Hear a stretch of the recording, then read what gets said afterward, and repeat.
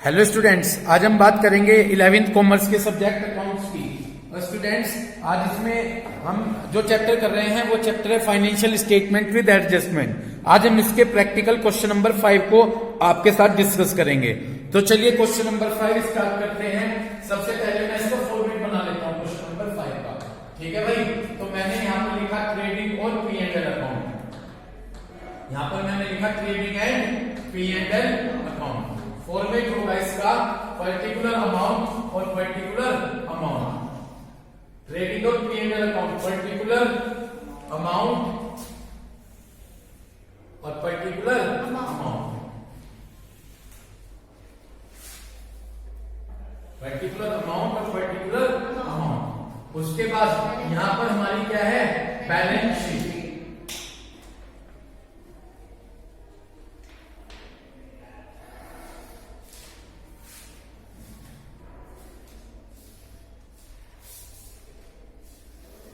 यहां पर हमने बनाई बैलेंस शीट। ओके, चलिए स्टार्ट करते हैं। सबसे पहले जब मैंने कल भी बताया था आपको कि जब हम ये न्यूमेरिकल क्वेश्चन स्टार्ट करते हैं तो हम कुछ बेसिक आइटम्स जो होते हैं उन बेसिक आइटम्स को हम लिखेंगे। वो कौन से बेसिक आइटम होते हैं, जैसे कि ओपनिंग स्टॉक। यदि आप जाकर देखें ऊपर डिटेल में, आपको ओपनिंग स्टॉक ऑन 1 अप्रैल 2018 दिया गया है, मिल गया। ये आपके लिए ओपनिंग स्टॉक है, तो इसे हमने यहाँ पर लिख दिया टू ओपनिंग स्टॉक। क्या लिख दिया हमने यहाँ पर, टू ओपनिंग स्टॉक। कितना दिया गया है ओपनिंग स्टॉक, ये दिया गया है हमारा ओपनिंग स्टॉक 3460। इतनी बात क्लियर हो गई। तो हमने यहाँ पर ओपनिंग स्टॉक लिख लिया। उसके बाद हम लिखेंगे परचेस, और ये देखेंगे कि परचेस रिटर्न तो नहीं दिया गया है। जाकर अपनी बुक में जाकर देखें परचेस कितना, परचेस और सेल्स दिया गया है, मिल गया। और देखिए साथ में परचेस रिटर्न और सेल्स रिटर्न भी दिया गया है, एक छोड़कर आइटम। परचेस पहली आइटम है तो पहली वाली अमाउंट परचेस की होगी, ठीक है ना जी। तो हमने यहाँ पर लिखा टू परचेस। क्या लिखा जी यहाँ पर, टू परचेस। कितना दिया है परचेस, 5475। इसमें से क्या माइनस कर दूं, इसमें से माइनस कर दिया परचेस रिटर्न। परचेस रिटर्न बाद वाला है 125। समझ गए, क्योंकि देखो सेल्स रिटर्न और परचेस रिटर्न दिया है, परचेस रिटर्न वाला बाद में है। तो 5475 में से 125 गए तो 5350, ये बच गए। यहां तक कोई दिक्कत। इसके बाद सेल्स हम क्रेडिट साइड में लिखते हैं, तो यहां पर मैंने लिखा बाय सेल्स। कितनी दी गई है सेल्स, यहां पर आप देखेंगे तो सेल्स आपको दी गई है कितनी, सेल्स है 15,450 माइनस इसमें से क्या कर दिया, सेल्स रिटर्न। कितना है सेल्स रिटर्न, यहां पर सेल्स रिटर्न दिया गया है यहाँ पर 200 रुपीज। तो हमने सेल्स रिटर्न माइनस कर दिया, तो इस तरह से बचे 15,250। यहां तक समझ में आ गई बात। और मैंने ये कहा था ये करने के बाद बैलेंस शीट में जाकर क्या शो कर दे, कैपिटल। क्या शो कर दे, कैपिटल। इतनी बात क्लियर है। ये कुछ कॉमन चीजें हैं जो हम इन बड़े न्यूमेरिकल्स में सबसे पहले लिखते हैं। तो यहाँ पर जाकर सबसे पहले मैंने कैपिटल लिख दिया। यदि आप चेक करें तो कैपिटल दी गई है, कितनी कैपिटल है, कैपिटल अकाउंट दे रहा जी, मिल गया। कैपिटल दी गई है 12,500 रुपीज। मैंने कहा था इसे कैपिटल को लिखने के बाद आप एडजस्टमेंट में चेक करें, कहां पर चेक करें कि कहीं आईओसी तो नहीं है। यदि आप अपने एडजस्टमेंट को चेक करेंगे तो कोई आईओसी नहीं है, होती तो यहां पर सबसे पहले आईओसी ऐड कर देते। क्लियर। इसके बाद हम प्रॉफिट ऐड करेंगे। जो पी एंड एल अकाउंट बनाएंगे, पी एंड एल अकाउंट से हमें नेट प्रॉफिट और नेट लॉस मिलेगा।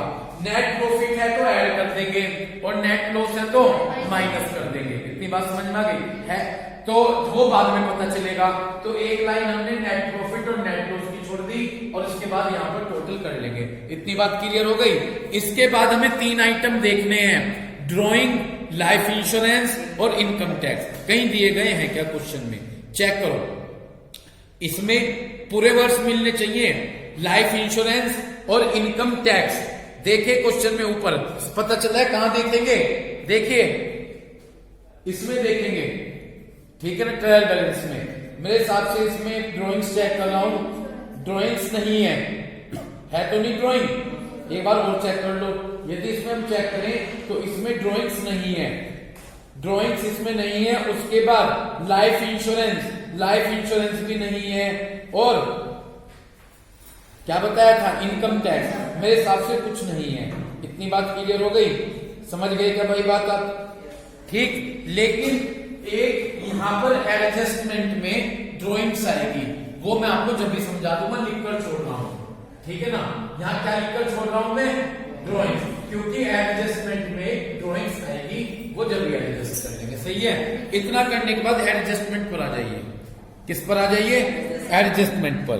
यदि हम एडजस्टमेंट की बात करें, पहला एडजस्टमेंट है स्टॉक इन हैंड 31 मार्च 2019। ये स्टॉक दे रखा है 31 मार्च में, तो ये क्लोजिंग स्टॉक है, क्या है, क्लोजिंग स्टॉक। और इस क्लोजिंग स्टॉक को हम दो जगह पर लिखेंगे, एक तो यहाँ पर ट्रेडिंग अकाउंट में और दूसरा असेट्स में। इतनी बात समझ में आ गई। तो यहाँ पर हमने लिखा बाय क्लोजिंग स्टॉक, क्या लिखा है यहाँ पर, बाय क्लोजिंग स्टॉक। कितना दिया गया है क्लोजिंग स्टॉक, 3250। समझ में आ गई बात। दूसरी जगह हम इसे कहां पर लिखेंगे, क्वेश्चन नंबर 5 है, question number 5 practical question number 5 है ना, खुद देखो, ठीक है। इतनी बात क्लियर हो गई भाई। तो दूसरी जगह इसे हम कहां पर लिखेंगे, असेट्स में। तो हमने यहां लिखा क्लोजिंग स्टॉक, ठीक है भाई, 3250। यहां तक कोई दिक्कत हो तो बता दीजिए, क्लियर है, क्लियर है। आगे चलें, इसके बाद दूसरे एडजस्टमेंट पर फोकस कीजिए। क्लोजिंग स्टॉक का तो एडजस्टमेंट क्लियर हो गया, ठीक। दूसरा एडजस्टमेंट ये कहा कि बिल्डिंग पर 5% डेप्रिसिएशन है, फर्नीचर पर 10% डेप्रिसिएशन है, और लूज टूल ये भी असेट्स हैं, इनकी रिवैल्यू हुई 5000 रुपीज में। कितने में हुई, 5000 रुपीज में। इतनी बात क्लियर हो गई है भाई। तो बिल्डिंग पर कितने परसेंट डेप्रिसिएशन है, 5%। तो मैंने यहां पर असेट्स में जाकर यहां लिखा बिल्डिंग, क्या लिखा मैंने, असेट्स में जाकर मैंने यही तो बताया था कि यदि कोई डेप्रिसिएशन हो, असेट्स में चले जाएं, पर्टिकुलर असेट्स में से वो डेप्रिसिएशन माइनस कर दें और दूसरे P&L के दे दें। समझ में आ गई, ठीक। बिल्डिंग चेक करें, बिल्डिंग कितने की है, ऊपर दी गई है 7500 माइनस डेप्रिसिएशन। क्या रेट है डेप्रिसिएशन का बिल्डिंग पर, 5%। तो इसका 5% मैंने कैलकुलेट किया, 375 रुपए आ गए, और इसमें से माइनस किया तो 7125। कितना आ गया, 7125। दूसरी जगह ये डेप्रिसिएशन हम P&L के डेबिट साइड में लिखेंगे, टू डेप्रिसिएशन ऑन बिल्डिंग, ठीक है भाई। कितना, 5% का अमाउंट नहीं कर रही है, 375। इतनी बात समझ में आ गई। दूसरा डेप्रिसिएशन किस पर कहा गया है, फर्नीचर पर कहा है, कितने परसेंट, 10%। तो हमने यहीं पर जाकर असेट्स में क्या लिखा है, यहाँ पर फर्नीचर, क्या लिखा भाई यहाँ पर, फर्नीचर। कितना है, 640 माइनस डेप्रिसिएशन। 640 का कितने परसेंट, 10%, 64 रुपीज। कितने आ गए, और 640 से 64 गए तो 576 बचे। दूसरी जगह ये डेप्रिसिएशन हम लिखेंगे कहां पर, P&L। तो टू डेप्रिसिएशन ऑन किस पर, फर्नीचर पर। कितना, 64। समझ गए।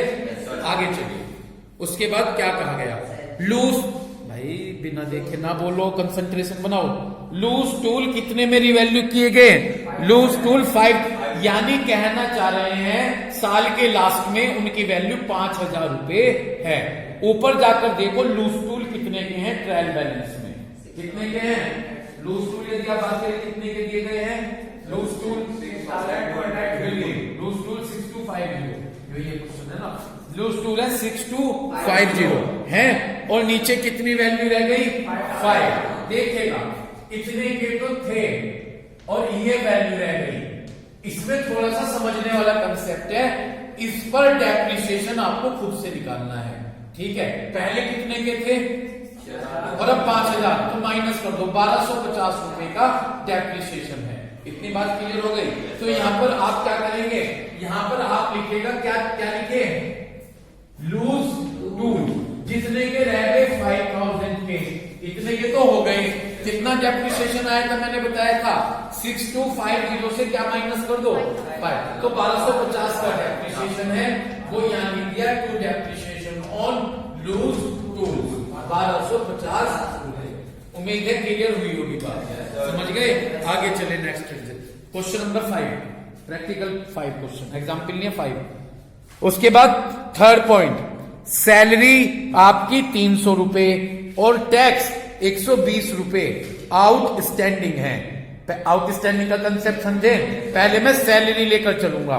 ऊपर ट्रायल बैलेंस में देखो लास्ट सैलरी ही दिया गया है। दिया गया है क्या, लास्ट में क्या दिया गया है, सैलरी। सैलरी P&L के डेबिट में आती है, कहां की है, तो मैंने यहाँ पर लिखा सैलरी कितनी है 3300, ओके है।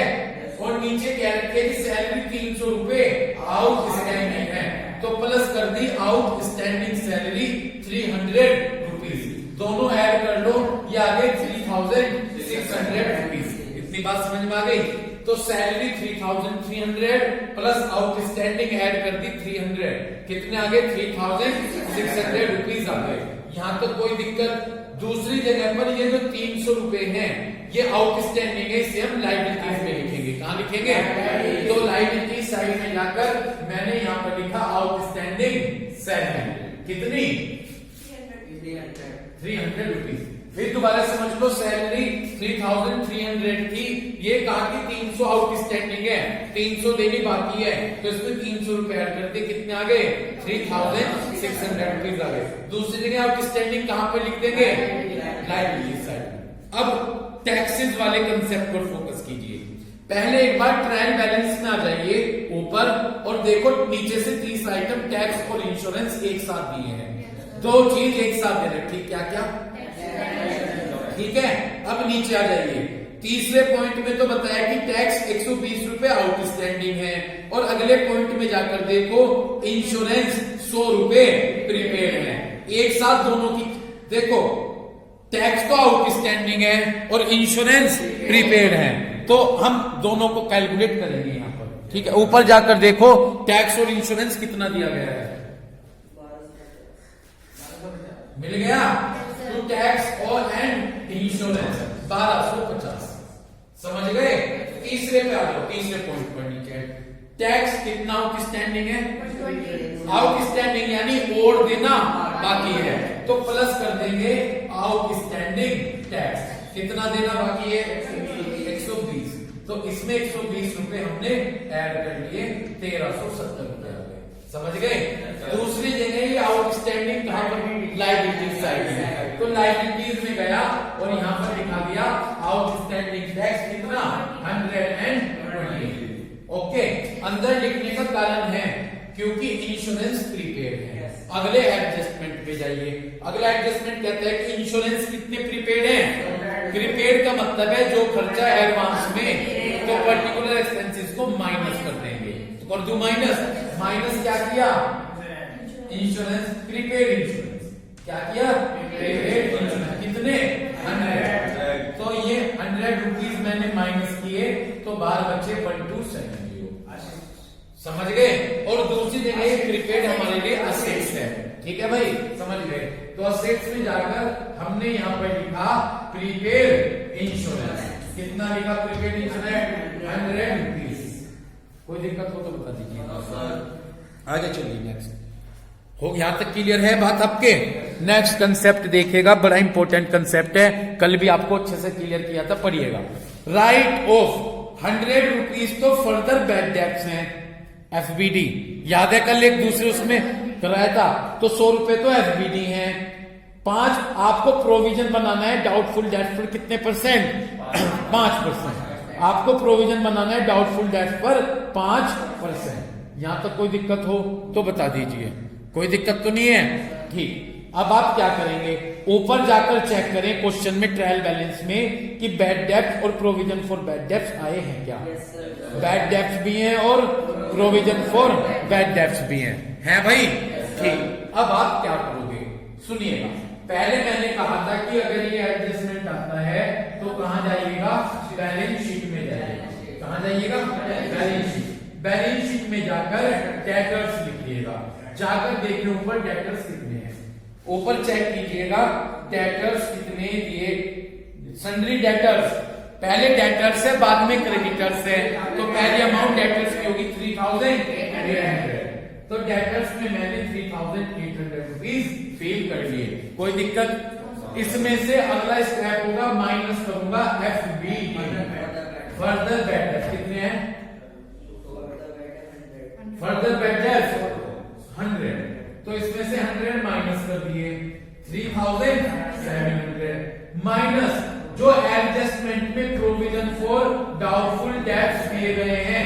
एडजस्टमेंट में प्रोविजन फॉर डाउटफुल डेब्ट्स कितने हैं, 5%। ठीक है, आपके समझ में नहीं आ रही क्या बात। अब इसका 5% कैलकुलेट करेंगे, 185 कितना आ जाएगा, कैसे आया सुनो।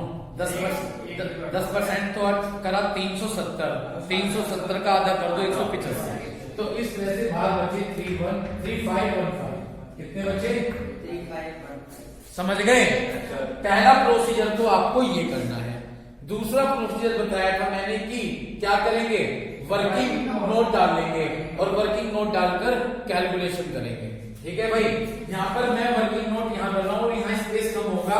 ठीक है, देखते हैं चलिए। तो यहाँ पर वर्किंग नोट डालता हूं मैं, डालिए वर्किंग नोट। क्लियर। सबसे पहले लेंगे बैड डेब्ट, कौन से वाले, ट्रायल बैलेंस। जाकर देखो ट्रायल बैलेंस में कितने बैड डेब्ट्स हैं। एक बार मैं चेक कर लूँ नीचे कभी स्पेस आ रहा है क्या, बिल्कुल ठीक है। तो हमने क्या किया, वर्किंग नोट में बैड डेब्ट्स लिख लिए, ट्रायल बैलेंस वाले कितने, ऊपर देखता हूं 125, बिल्कुल ओके। उसमें अब ये दोनों चीज ऐड कर देता हूं, प्लस FBD कौन से वाले, एडजस्टमेंट वाले कितने हैं 100, प्लस प्रोविजन फॉर कौन से वाले, एडजस्टमेंट वाले। ठीक, कितने हैं 185, 285, 410 रुपए आ गए। 200 310 410 आ गए। माइनस क्या करेंगे, हाँ ऑल प्रोविजन फॉर डाउटफुल डेब्ट TB वाले कितने ऊपर जाकर देखो 200 हैं, तो 210 बच गए। किसके बचे, प्लस के बचे, तो कहां पर जाएगा ये, P&L के डेबिट में जाएगा। इतनी बात क्लियर हो गई। तो प्लस के बचे, तो ये सारा प्रोसीजर हम P&L के डेबिट में करेंगे। ठीक है, देखता हूं यहां पर, चलो देखना। सबसे पहले क्या लिखा, बैड डेब्ट कितने 125, प्लस FBD कितने, plus provision 185, 410 minus provision old लिख देता हूं, कितने 210 बाहर बच गए। यहां तक कोई दिक्कत, ठीक।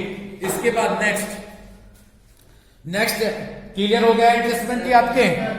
नेक्स्ट एडजस्टमेंट पर जाए, last adjustment, half of the stationery, जो आधी स्टेशनरी है यूज बाय द प्रोपराइटर, उसे किसने यूज कर ली, प्रोपराइटर ने यूज कर ली अपने पर्सनल यूज के लिए। देखो पहली बात, स्टेशनरी है, P&L का खर्चा है, किसका खर्चा है, और आधा प्रोपराइटर ने अपने पर्सनल यूज के लिए यूज किया। तो जो ड्राइंग होगी वो क्या होगी, ड्राइंग्स होगी। देखिए P&L के डेबिट में यहां पर लिख दिया मैंने, है ना, टू स्टेशनरी। स्टेशनरी जाकर देखिए ट्रायल बैलेंस में कितनी है स्टेशनरी, ऊपर जाकर देखो ट्रायल बैलेंस में स्टेशनरी हम 450 जी, एक बार मैंने चेक कर लो, मुझे आज स्टेशन, हाँ ये दिखाई दे गई 450 रुपए की है स्टेशनरी। तो ठीक, स्टेशनरी 450 की, लेकिन आधी किसने यूज कर ली, प्रोपराइटर ने। तो माइनस करेंगे ड्राइंग्स, यदि प्रोपराइटर अपने लिए यूज करता है तो वो ड्राइंग्स है, से बचे 2 to 5 ही बचे। क्लियर है? तो भाई स्टेशनरी आदि प्रोप्राइटर ने पर्सनल यूज के लिए यूज की, तो स्टेशनरी P&L से रिलेटेड खर्चा है, तो P&L के डेबिट में जाकर हमने टू स्टेशनरी लिखा 450 और माइनस कर दी ड्राइंग 2 to 5। कितने बचे बाहर? 225 बचे। दूसरी जगह इसे हम कहा लिखेंगे? ये रहा, मैंने ड्राइंग्स लिख रखा है, इस ड्राइंग्स में जाकर फिल कर दीजिए 225। इतनी बात क्लियर हो गई? तो भाई आधी तो स्टेशनरी हमने P&L के डेबिट में लिख दी और आधी स्टेशनरी हम कहां ट्रांसफर कर दी? ड्राइंग्स में। ठीक, अब ऊपर के ट्रांजेक्शन देख लीजिए, एडजस्टमेंट सारे कर लिए। फर्नीचर हो गया क्या? फर्नीचर हो गया।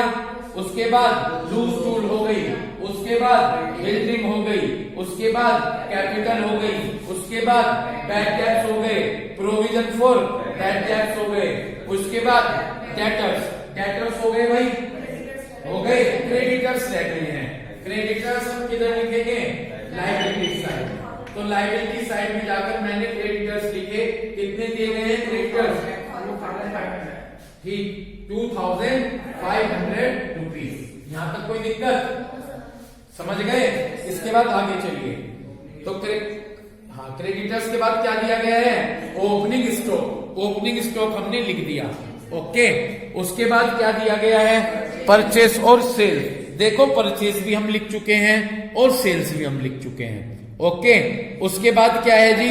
Bank overdraft. बैंक ओवरड्राफ्ट हमारे लिए लायबिलिटीज है, तो लायबिलिटी साइड में जाकर मैंने यहां पर लिख दिया बैंक ओवरड्राफ्ट। ठीक है भाई, लिख दिया क्या है यहाँ पर? Bank overdraft. कितना है बैंक ओवरड्राफ्ट? 2850। ओके, उसके बाद हमें क्या दिया गया? सेल्स रिटर्न और परचेस रिटर्न। सेल्स रिटर्न भी कर दिया और परचेस रिटर्न भी कर दिया। उसके बाद हमें क्या दिया गया है? स्टेशनरी। स्टेशनरी का भी कंसेप्ट हमने सोल्व कर दिया। स्टेशनरी के बाद हमें क्या दिया गया है? Interest account. देखिएगा ये इंटरेस्ट डेबिट में है क्रेडिट में है? डेबिट में है। अगर डेबिट में है तो P&L के डेबिट में लिखेंगे और क्रेडिट में होता तो P&L क्रेडिट। तो हम डेबिट में लिख देंगे। क्या लिख दूं यहाँ पर? To interest. कितना है इंटरेस्ट? कितना है? 118। अगर क्रेडिट में होता फिर कहां लिखते? P&L के क्रेडिट साइड में लिखते। आगे चलिए, इंटरेस्ट के बाद क्या है? कमीशन। कमीशन डेबिट में है क्रेडिट में है? कमीशन क्रेडिट में, तो ये हमारे लिए इनकम हो गई, तो P&L के क्रेडिट साइड में बाय कमीशन। कितना दिया गया कमीशन? 375। यहां तक कोई दिक्कत है क्या भाई? कमीशन के बाद क्या है? कैश इन हैंड हमारे लिए असेट्स है, तो असेट्स में जाकर हमने लिख दिया कैश इन हैंड। कितना है कैश इन हैंड? 650 रुपए। यहां तक कोई दिक्कत? इसके बाद क्या दिया गया है हमें? टैक्स और इंश्योरेंस हम कर चुके हैं कैलकुलेट। ओके, टैक्स और इंश्योरेंस के बाद क्या है? ये नहीं हुआ जर्नल एक्सपेंस, P&L के डेबिट। तो यहां पर लिख दिया मैंने टू जर्नल एक्सपेंसेस। ओके, कितना है जर्नल एक्सपेंसेस? 782। और उसके बाद हमें क्या दी गई है? सैलरी। सैलरी हम कर चुके हैं। इतनी बात समझ में आ गई? तो इस तरह से हम सभी ट्रांजैक्शन और सभी एडजस्टमेंट कर चुके हैं। अब आपको बता दूं, आराम से आपको बोले, आराम से, बहुत आराम से। अब हम ट्रेडिंग अकाउंट से तो ये पता चलेगा, खुद कीजिएगा। ट्रेडिंग अकाउंट से तो हमें पता चलेगा कि ग्रोस प्रॉफिट हुआ है या ग्रोस प्रॉफिट होगा तो इधर लिख देंगे, ग्रोस लॉस होगा तो इधर ट्रांसफर कर देंगे। उसके बाद हमने P&L अकाउंट बनाया। P&L अकाउंट से हमें क्या पता चलेगा कि नेट प्रॉफिट हुआ है या नेट लॉस हुआ है। ठीक है ना जी? नेट प्रॉफिट कब बचेगा? जब क्रेडिट साइड का टोटल ज्यादा होगा, तो यहाँ नेट प्रॉफिट बचेगा। और यदि डेबिट साइड का टोटल ज्यादा है तो इधर क्या बचेगा? नेट लॉस बचेगा। इतनी बात क्लियर हो गई? उसके बाद हम यहाँ पर क्या लेकर आएंगे? नेट प्रॉफिट या नेट लॉस। नेट प्रॉफिट होगा तो इसमें ऐड कर दीजिएगा। ओके, और नेट लॉस होगा तो माइनस। यहाँ पर जो आएगा उसमें से ये ड्रॉइंग्स क्या कर दीजिएगा? माइनस करके बाहर लिख दीजिएगा। और इसके बाद आपने बाहर लिखने के बाद दोनों साइड का क्या करना है? दोनों साइड का टोटल करना है। यदि दोनों साइड का टोटल आपका इक्वल आ गया तो इट मींस दैट आपको पता चल जाएगा कि आपने अपना क्वेश्चन सही किया है। इस क्वेश्चन में एक इंपॉर्टेंट ट्रांजैक्शन था ये बैड डेब्ट्स वाला, तो उम्मीद करता हूं कि आपने कंसेप्ट अच्छे से क्लियर कर लिया होगा। ठीक है, बस आज यहीं तक करेंगे। ठीक है, तो आपने इसमें क्वेश्चन नंबर 5 मैंने सोल्व कराया। उम्मीद करता हूं कि जब आप इस वीडियो को चेक करेंगे तो इस क्वेश्चन नंबर 5 को अच्छे से क्लियर करेंगे। Thank you.